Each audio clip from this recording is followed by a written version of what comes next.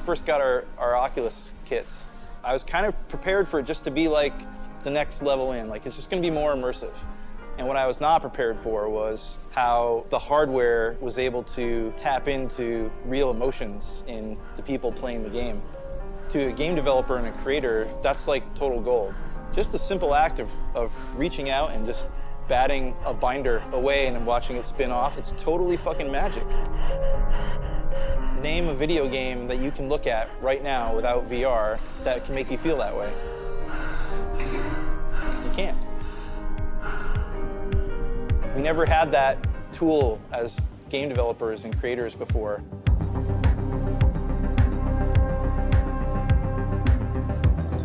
We all love being entertained. We all go to the movies, we all play video games. You know, being entertained is a big part of being human. We like to listen to stories, we like to have experiences. Near freezing temperatures. And that's 659 tons of pressure per square foot pushing on your submarine's window. I think people are quickly understanding that if you're just making passive content in VR, you're not really realizing the potential of the platform. In VR, suddenly you have this ability to change the perspective that you have on a story or on a character. No longer are you a passive observer sitting in a seat munching on popcorn while you're being directed where to look in the box. It's up to you where to look. How do we tell a story in a virtual environment where we can't control where you're looking? The viewer's now the camera, and we have to use other tricks to bring things to your attention.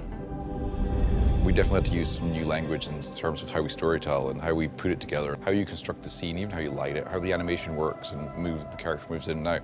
You know, we have no camera cuts. You know, my bad interview here will be edited down into something that makes sense for people later on, and you'll cut shots out. We can't do that in VR. If you've got a character that's, you know, delivering a performance or telling a story prior to a section of gameplay, then you're not going to be able to cut that into pieces because you don't know where the audience is going to look. It has to be fluid and act just like the real world.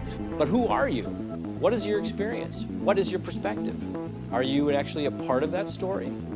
You're not dealing with a linear sort of storytelling mode, right? You have the ability to tell a story or to create an experience that can happen in all directions at once.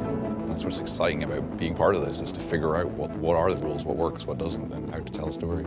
How do you make people care for a character? How do you make people feel sad for a character? How do you make them feel happy for a character? A lot of those feelings are based on traditional techniques that have been developed for film, but taking them into virtual reality requires understanding of the medium and the strengths and weaknesses of the medium.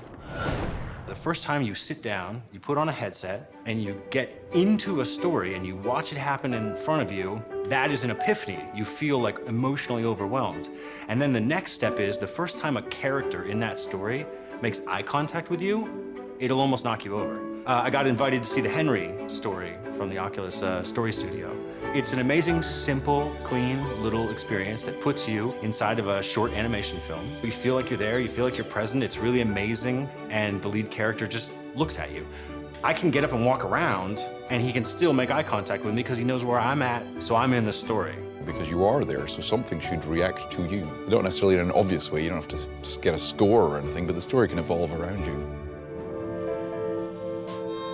Soon, you will be a part of whatever world someone can create for you, instead of just passively watching it. VR is very, very good at making it your story in a way that you could only really do in a dream before this.